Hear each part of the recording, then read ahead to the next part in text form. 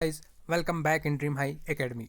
तो चलिए आज हम JKPSI का जो 11 दिसंबर 2022 में फर्स्ट शिफ्ट हुआ उसका एग्ज़ाम एनालिसिस कर लेंगे। ठीक है, जो क्वेश्चंस वहाँ पे पूछे गए थे उसकी लेवल हम जान लेंगे और साथ साथ आपको ये भी बता दूंगा थोड़ा सा यहाँ पे अगर एग्ज़ाम एनालिसिस कर लेंगे तो बताया गया कि जो करंट अफेयर था बड़ा अच्छा था, यानी कि 2020 से क्वेश्चंस आते हैं, यानी कि 2020 और 2021 के आसपास जो करंट अफेयर है आपका उससे क्वेश्चंस आते हैं। उसके बाद ये भी बोला जाता है कि साइंस की जो लेवल है वो थोड़ा एडवांस्ड लेवल है। तो हमने पिछले शिफ्ट में देखा है कि साइंस की जो लेवल है बहुत ही एडवांस है, यानी कि अच्छा खासा क्वेश्चन वहाँ से पूछे जाते हैं।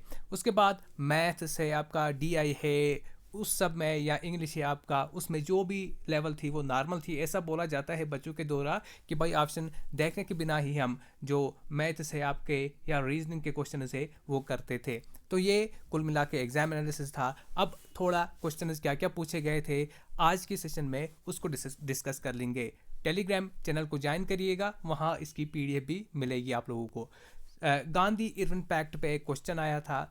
उसके बाद डिफरेंस बिटवीन CLR और SLR में एक क्वेश्चन आया था।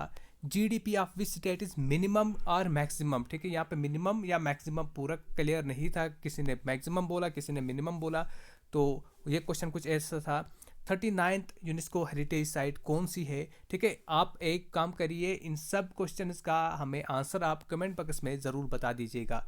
वाटर सैलिनिटी के बारे में पूछा गया था। फार्मूला ऑफ टीयर गैस के बारे में क्वेश्चन आया था। घराना वेटलैंड, और हमने देखा वेटलैंड्स पे बहुत सारे क्वेश्चंस पूछे जाते हैं। लास्ट बहुत सारे शिफ्ट्स में वेटलैंड्स पे कुछ क्वेश्चंस आए हैं। नेक्स्ट आप लोग उस पर भी ध्यान देंगे जिनका नेक्स्ट आगे आने वाले एग्जाम्स है। इंसुलिन इज स्टोर्ड इन, ये भी क्वेश्चन आया था। लद्दाख फेस्टिवल के बारे में पूछा गया था। उसके बाद क्वेश्चन अगर कर लेंगे, women who won rapid chess 2021, ये क्वेश्चन भी पूछा गया था।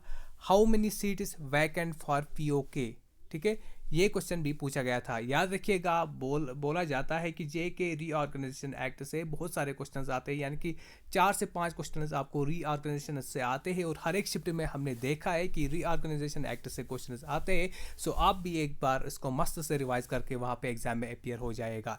सेक्शन 47 JK रीऑर्गेनाइजेशन एक्ट, उससे भी क्वेश्चन आया था।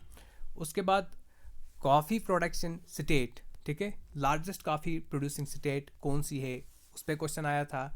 गैडगिल रिपोर्ट कब से सबमिट हुई थी, उसका डेट आया था, यानी कि उसका डेट आपको बताना था। ठीक है, गैडगिल रिपोर्ट। उसके बाद अगर हम बात कर लेंगे ऑफिशियल लैंग्वेज, इसमें क्वेश्चन आया था। ठीक है, ऑफिशियल लैंग्वेज इसमें भी क्वेश्चन आया था।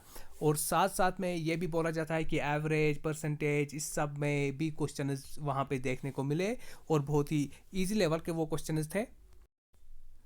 Indian history and Indian polity के भी क्वेश्चन जो थे, यानी कि इंडियन पॉलिटी के जो क्वेश्चन थे वो भी बड़े अच्छे लेवल के थे, यानी कि बिल्कुल एक हम बोलेंगे मॉडरेट लेवल को आज बैलेंस करके चल रहे थे।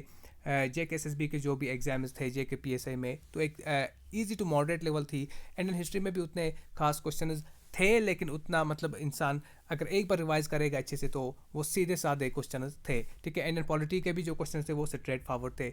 बस आपसे यही रिक्वेस्ट है कि इस वीडियो को भी दूर दूर तक पहुंचाएगा, शेयर करिएगा अपने दोस्तों के साथ, ताकि आने वाले जो भी जिनके भी अभी एग्जाम्स है वो यहाँ से कुछ ना कुछ ट्रेस करके जाए, एक ड्राफ्ट बना के जाए। और आपको मैं फिर से रिक्वेस्ट करता हूँ, करंट अफेयर 2020-21 आप एक बार फिर रिवाइज करिएगा। Thank you very much, thank you so lot.